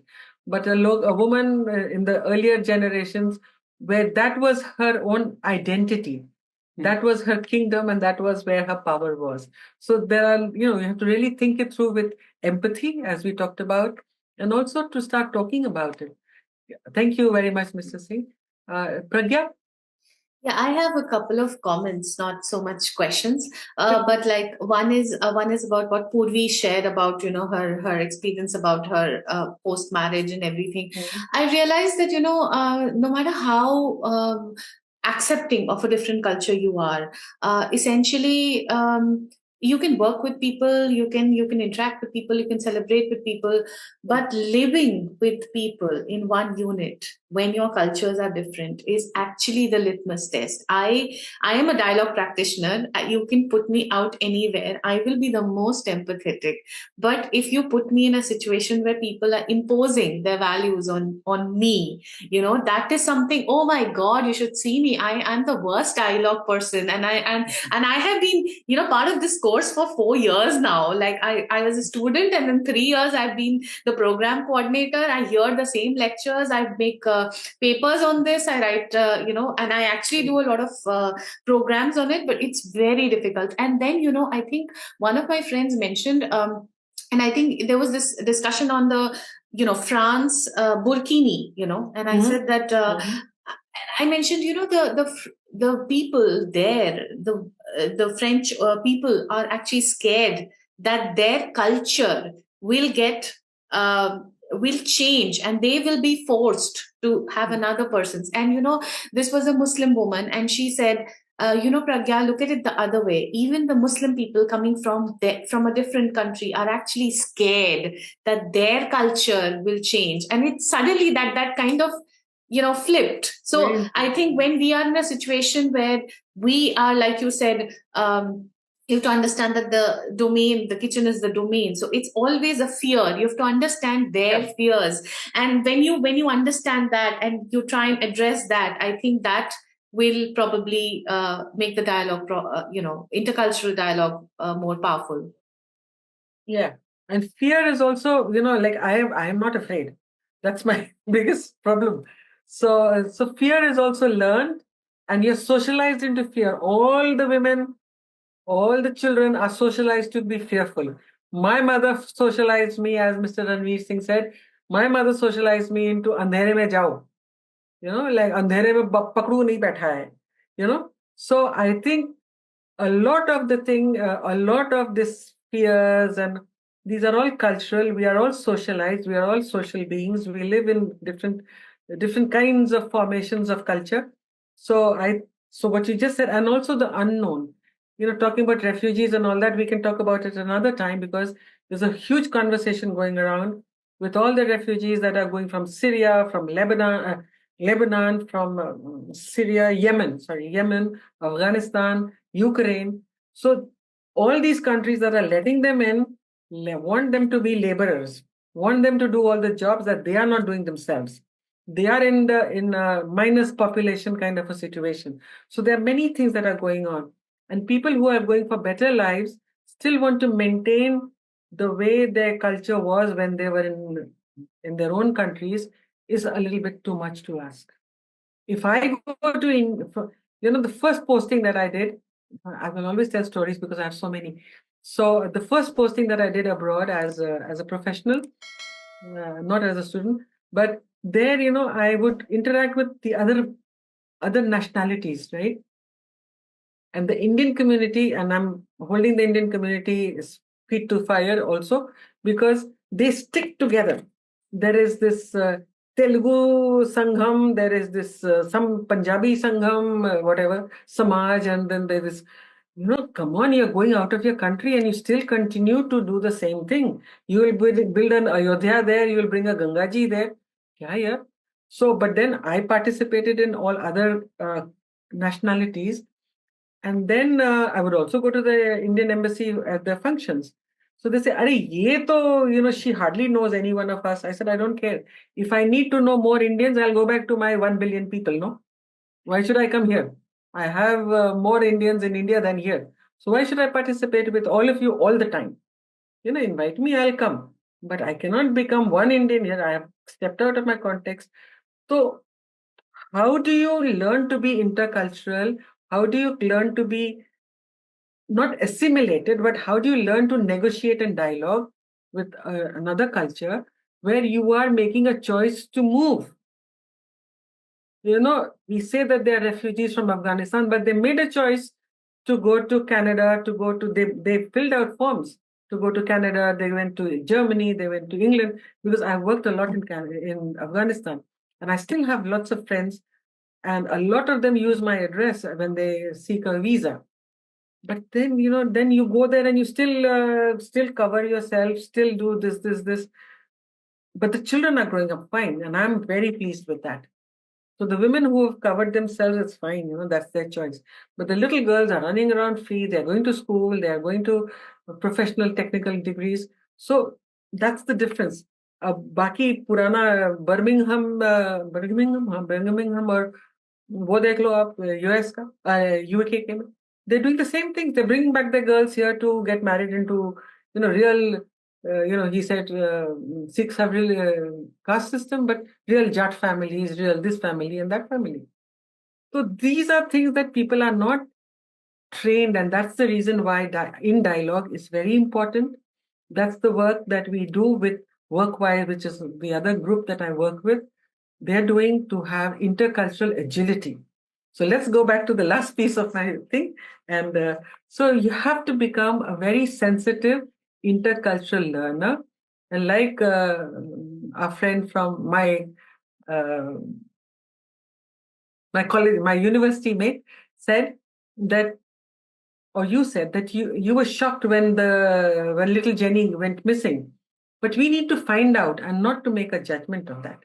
We were in JNU, and but then the Nagas are our friends, the Mizos are our friends, the Assamese are our friends, etc. No, wait. Let's go back to the old one. So, when you are an intercultural learner, you are also very self-aware. You know how you are responding to what, right? So, and if things are not going smoothly, we say, oh, these people are weird. These people, they eat their pets. But they're not their pets. It's the food that they bring in, it's there because, let's go down. So it's like we find these things weird. So, it takes a lot of commitment and energy. Let's go to the first one here, 31. So when the things are not going smoothly, we say that's weird and that's wrong, but it's actually different, right? It's different because everybody is eating anything that, as Ranveer Singh ji said, anything that crawls and flies and swims and walks, we eat, right? So that is different. So, So, and for me, I find it very, very obnoxious when I see my family, my brother and my nieces and my sister having, murga tod rahe hain, jo kehte hain. And I find it, but then I say, okay, they're different. And I still invite them to my table, right? So we have to not pass a judgment and to say, oh, they're so weird. They're kitne gande hain. No, we have to say, okay, that's different. And why do they do it? They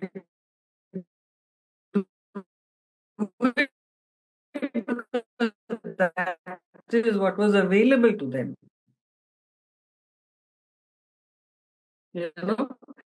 Now the Dalai Lama says that he's advising all the Tibetans to turn to become more vegetarian and not eat meat so much, right? So it's different. It's not weird. It's not wrong. And this is not to find excuse, actually. This is to be able to understand let's go to the next one very quickly. And we all have a blueprint. We are told, we don't do this, you don't do that, you don't eat meat on Tuesday, you don't eat meat on Thursday, you are a vegetarian on Monday. Hey, yeah. So there is a whole list of do's and don'ts, and then people are so confused that they live their lives following those do's and don'ts. But we have other cultures that eat things on every day. So we have come down to food, but then it could be anything. It could be clothes, it could be, girls don't do this, girls don't do that, boys do this. So the gender roles are also a blueprint. What Mr. Ranveer Singh said, the gender roles. It's a blueprint. Girls don't do this, you should do this, you shouldn't do that, you shouldn't be seen.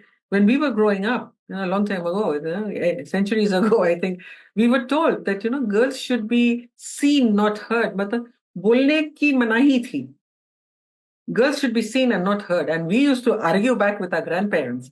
And they say, Baap re baap, where will these girls end up? So we have to ditch, all of us, me and my sisters, we all ditched the blueprint. You all have ditched the blueprint, all the people who I see, the men and the women here. So it's a continuous process. It's also the stereotypes. We talked about the stereotypes. Stereotypes are just things that are preconceived in our minds, and we say these people are like that. Or the Chinese do this, and the English do that, and the English food is bland, and the French are very amorous, and the Germans are very brush, and I have very many Dutch friends, so they are like, you go Dutch. I said, no, you're not going to bring your culture here. I am the hostess here. I'm going to pay for the food here. I'm going to pay. You're staying in my house. I'll take care of you. But no, just let's go Dutch. I said, no. So like that, right? So stereotypes. Indians do this, Indians do that. But then Indians are also multicultural. What you mentioned about the Northeast, what you mentioned about Andamans, what you mentioned about Koraput, what you mentioned about Jammu. So we are different. And we have to live with these differences through dialoguing, through asking. We are trained not to ask questions. We are trained to just accept it. So we cannot be passive people if we are looking at an intercultural society. Okay, the last tip, control your emotions. Like you started crying for Jenny, for example, right? Right? Or, but if you start crying, they would feel offended. Why is she crying? She doesn't understand that this was our food and we were cleaning it up. Or even the bakra that comes for bakri. It's at home, and then after a while it gets slaughtered. So, but you don't cry for it. Yeah. So control your emotions. Don't get angry. Don't get resentful. And instead, step back and identify what is it that is making you so reactive. What is it that is making you either angry or apprehensive or resentful, actually? Yeah? Emotions. Emotions always get the better of us. And I am a Vipassana practitioner. And the one thing that they teach you is to control your emotions. Okay? Let's move on. And okay, this is the best one. Ask why. You have to, we are very descriptive as a community. We are told to write, in school also, ऐसे लिखो गाय पर, ऐसे लिखो बकरी पर, ऐसे लिखो mummy papa, write an essay on your family, write an essay on your house. So you're descriptive. We are not trained to be analytical. And when you analyze, then you say, why should I write about my family only? Why should I not write about the whole community? So, because how is my family different from the others? Then it becomes analytical. And we are not trained to do that. So the real thing is to be able to ask questions that are more exploratory, not open-ended, as we say it in some discourses, and which gives us the options. It tells the story. So talking about the Ethiopian raw meat, that's why I thought I'll bring this in, because it was like, what's going on? What on earth is going on? But then I found out there's a reason, and there's a reason in their history and their past, and they continue to celebrate that, or they continue to commemorate that. So ask the question, why?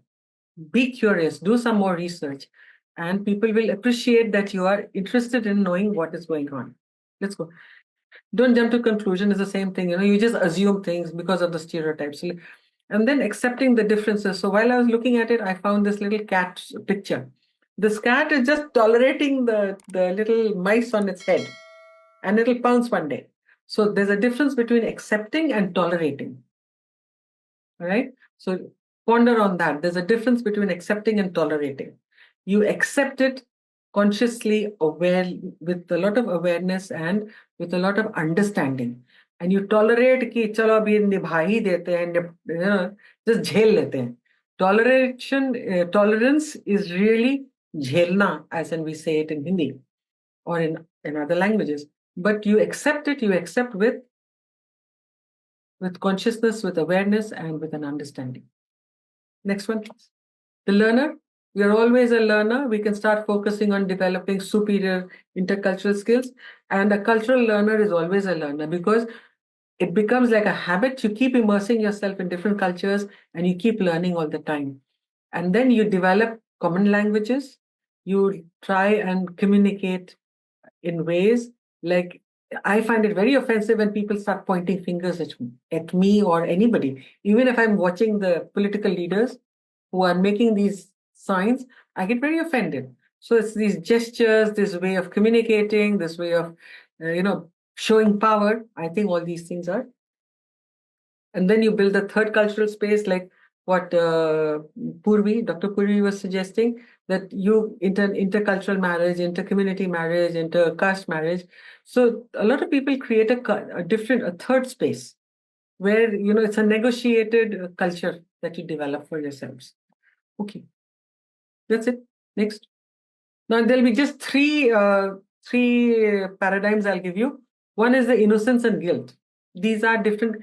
This is something that has been developed by a group, international group that is living in Dubai and working in a very cross-cultural and very intercultural both context. So they have tried to figure out, crystallize that what are these 4 or 5 things that help in defining culture. So one is, of course, the innocence and guilt. The innocence is that you know all the rules, all the laws, all the things that you should be following.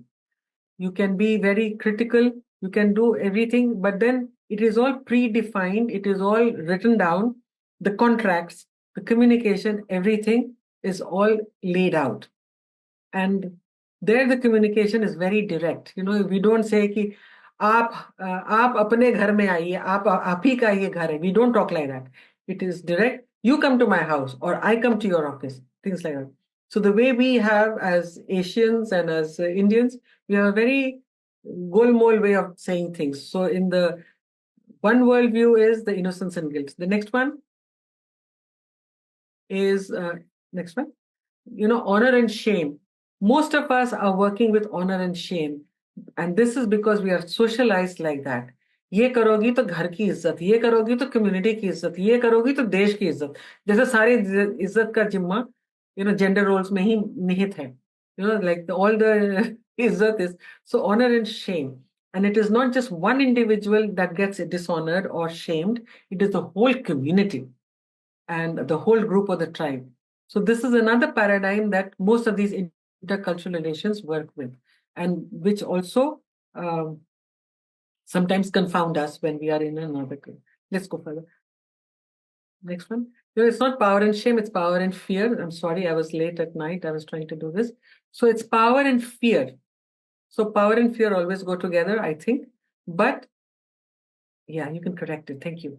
So yes. So power and fear is the worldview that, you know where the positions of power are. You know what good they can do to you if you are friendly to them, and you know what harm they can do to you if you are not friendly to them. Let me say it nicely. Or if you're critical of them. So those in power can also bring the people who are disempowered or with less power into their own fold, and their reflected glory can shine on them. But then they have to be really committed and really loyal to them, to the people in power. Otherwise, the worst of it is fear. So otherwise, if you're not part of their community, if you're not committed, if you're not loyal, then they instill fear in the people. We can see this all around us, and let's not go further. So these are the three paradigms. There's a lot of elaboration on this, and it is a full-fledged course that we run on these three colors of worldview: power and fear, honor and shame, and innocence and guilt. If you don't know how to do it, they say, no, you should know the law, whether you're a lawyer or not, you should know the law. Otherwise, you are held guilty. You should know the tax laws. Otherwise, you are culpable. So it's the innocence and guilt, it's the honor and shame, and it's the power and fear.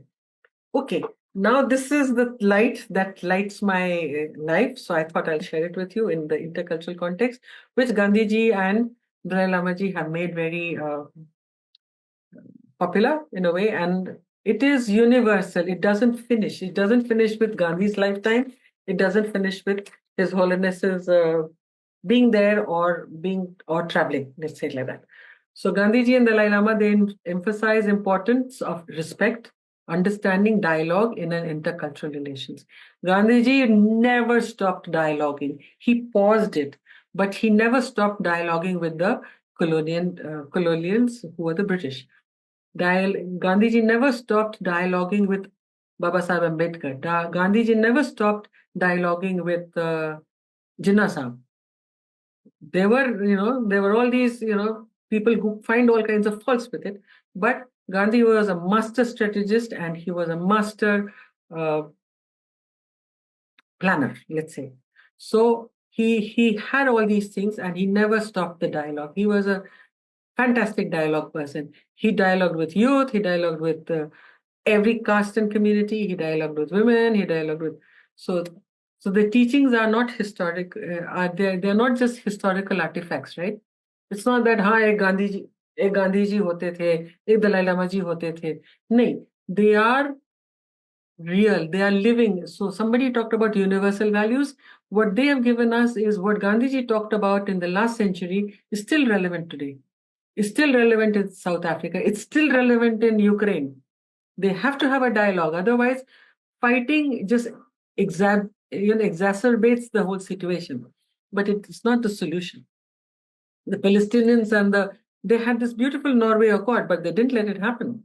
So it is important. So let's go to the next slide.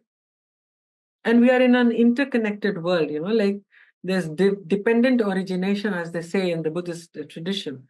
So, and Gandhi was focused primarily on political and social change in the national context. Satyagraha is a very complex tool. We think कि खाली बैठ जाओ धरना पर वो हो जाएगा, वो नहीं है. Whenever Gandhi went on Satyagraha, there was a huge lot of preparation that went in. And also he engaged with everyone. So intercultural was a very large platform for him. And His Holiness the Dalai Lama focuses on broader compassion, happiness, trust, love, all these things, empathy we've been talking about. But empathy and compassion go together. Empathy makes you feel for the other, but compassion makes you do things for the other. So in a globalized world, he emphasizes on education for global responsibility. He has a big foundation which is called the Global Responsibility. And the interconnectedness, like what happens in Ukraine is impacting us. What happened in Iraq impacted the whole globe. What is happening in California right now will have its impact. So as they say, if a butterfly is fluttering its wings, it has its own reverberations all over. So we are all interconnected, and that is why it is important to have this dialogue and to instill this interconnectedness and this intercultural abilities. We have to develop our abilities, and I'm very happy that you are all here. And invaluable insights, of course, intercultural dialogues. They have different ways of doing it. Their philosophies remind us that despite our differences, we are all part of one human family. This is a nice thing to say, but it's a very challenging thing. And some people think it's only my family and nobody else's family. By embracing openness, respect, compassion, and commitment to dialogue, bridges of understanding can be built to create a more peaceful and a harmonious world. And that is the universal value that we are all looking at. But we say it, but we do it in a different way. Now, there is a lot more that we could have done, but I think I'll stop there. Yeah, we are at 21. Yeah. Right? Yeah, we almost we more than up the time, but just in case somebody has like a final pressing question, comment, or a comment. Okay. Yeah. Okay. Yeah. So yeah, go ahead. I'd just like to say one thing. Go back to your question, the self-assessment. Have a look at it and see where you can make a change in your own selves, whether it's food, whether it is your interpersonal relationships, whether it is your colleague in the college or the university, or we can't influence the Russians, so it's okay. But we can talk about somebody else, right? Yeah. Right. So thank you, Ms. Jyotsna Roy. We had a lovely session, and stereotypes. Ranveer has mentioned stereotypes. I think one of the feedback we have got from most of our batch, that a lot of the sessions are academic, and a lot of the students here, participants here, are actually involved on the grassroots levels in conducting dialogues, and they wanted to know more practical tips on how dialogue can be done, not what some academician or some philosopher talked about dialogue in some century. So I think we have, by your session has definitely and most definitely addressed a lot of those concerns about the practical ways of conducting dialogue and what to keep in mind and not keep in mind.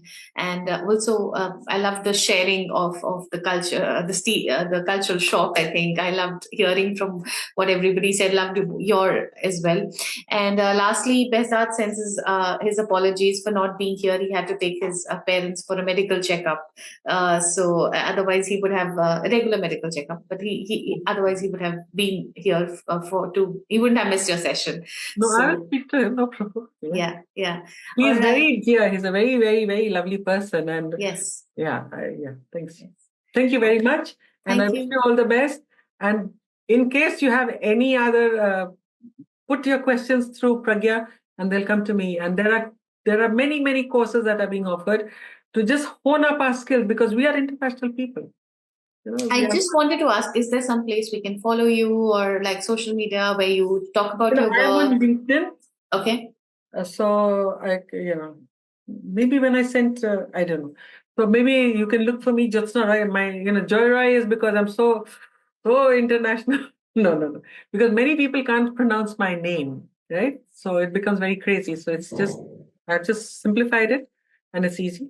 But it's Jyotsna Roy, and you can go on LinkedIn and find me. Yeah.